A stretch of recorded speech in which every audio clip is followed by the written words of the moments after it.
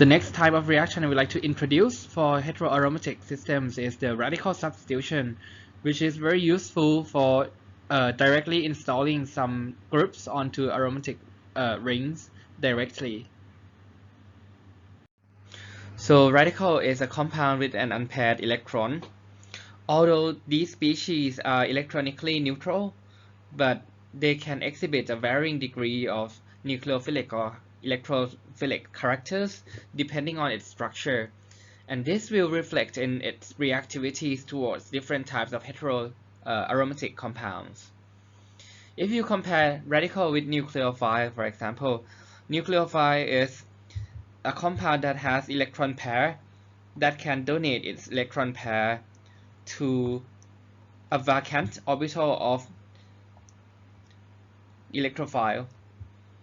So for nucleophile, the higher energy of the HOMO orbital, the better nucleophile, and for the electrophile, the lower energy of its LUMO is the better electrophile. But for radical, you are going to have a SOMO, which is singly occupied molecular orbital. If this orbital has high energy, then it has nucleophilic character, and if this orbital has low energy, then it has electrophilic character.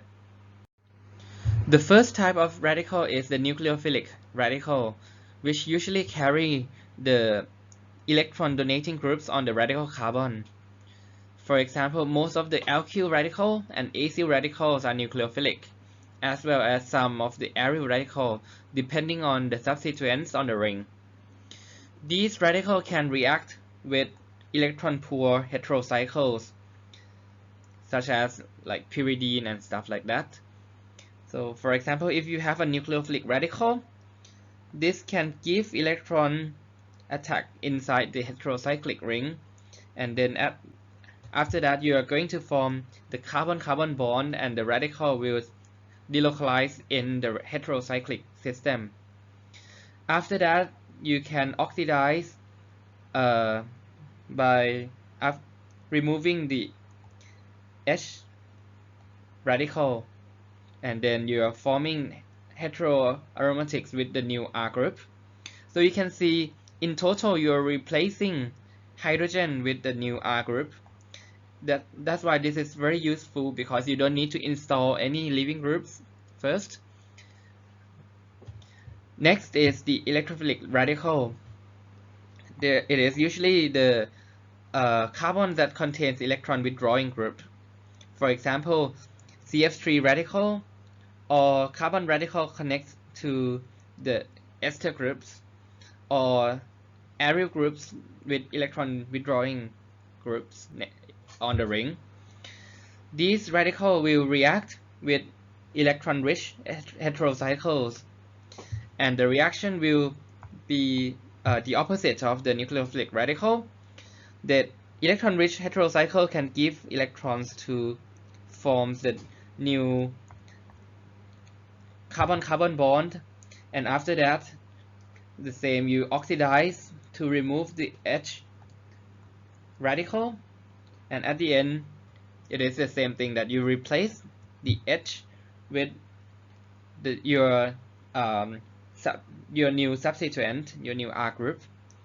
So this kind of reaction is very useful because you don't need to install any leaving group, but in terms of selectivities and the place that you put on the heteroaromatic system, it will depends on the innate reactivity of the ring, and I will show you what would happen if you react nucleophilic radicals and electrophilic radicals to the different type of heteroaromatic systems. Let's have a look at the nucleophilic radical. You can see here they describe the Minsky reaction, which is by far the most important and synthetically useful radical substitution in heterocyclic compounds. The key reagent here is the persulfate anion, or S2O8 2-. Normally it will decompose into SO4 minus radical here, which can act as a very strong oxidant. It will oxidize this CH bond to form radical. So doing something like this to form radical at the carbon. This radical is slightly stabilized by the oxygen here, because you can draw the resonance structure by giving the lone pair of oxygen overlapping with the p orbital of the radical. So this radical can we know that this radical is nucleophilic because it is alkyl radical that connects to electron donating group oxygen. And if you look at your starting material, this is an electron poor heterocycles at the pyridine ring. So we know that for pyridine, because you can delocalize electrons to the nitrogen, so this carbon and also this carbon is electrophilic. So if you have your nucleophilic radical, this can attack here, not on the second position, because otherwise it is blocked by the methyl group. So, and it won't attack the other ring because this is electron rich. The attack will lead to the formation of carbon-carbon bond with the nitrogen that has radical on it. After that, the second equivalent of the persulfate can oxidize the proton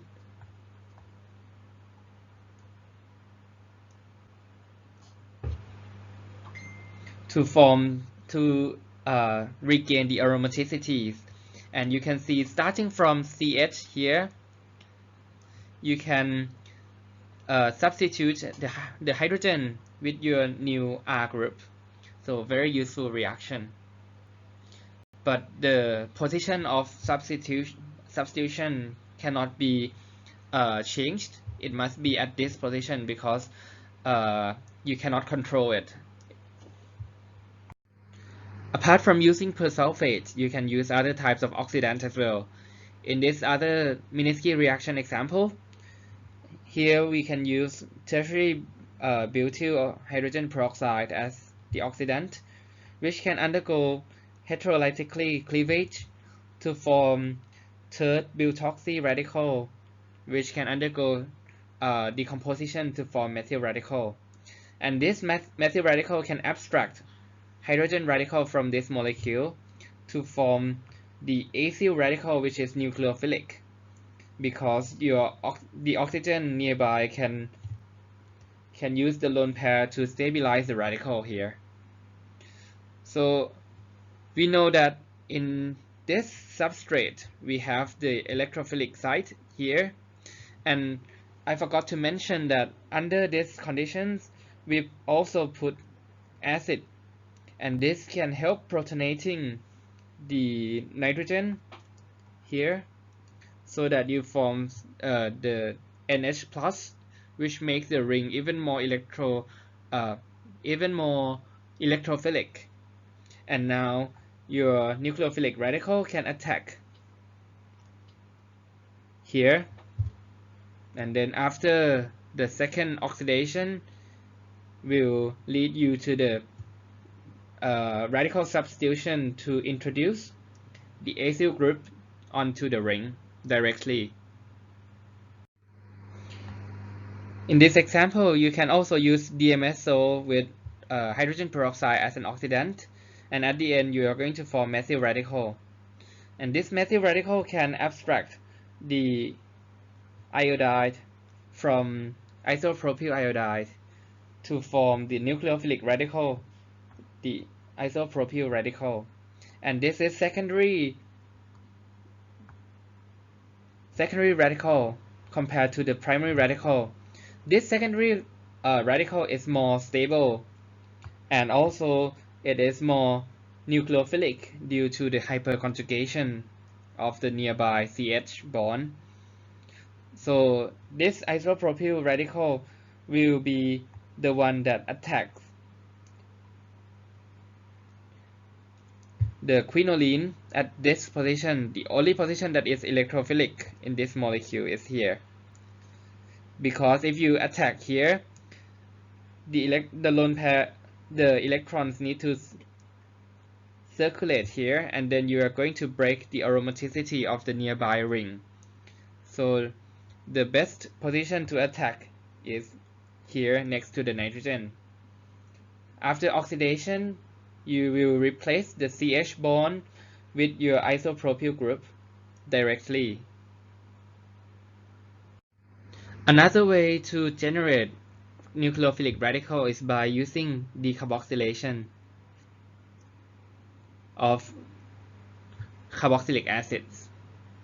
There are several ways to decarboxylate. One way is to use persulfate with silver salts, which can be oxidized by persulfate to form silver 2+, and here it will oxidize carboxylic acids to RCOO radical, and this can decompose to form carbon dioxide and the R radical, which can be further attack the heterocyclic systems, electron poor heterocyclic systems.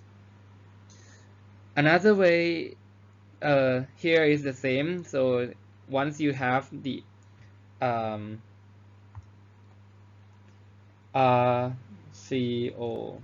COO radical by oxidation with silver 2+, and this can decompose to form acyl radical, and this attacks the heterocyclic system as well. In this reaction, you can see this part of the molecule is very prone for the activation by light. So once it sees the light, the NO bond here is quite weak.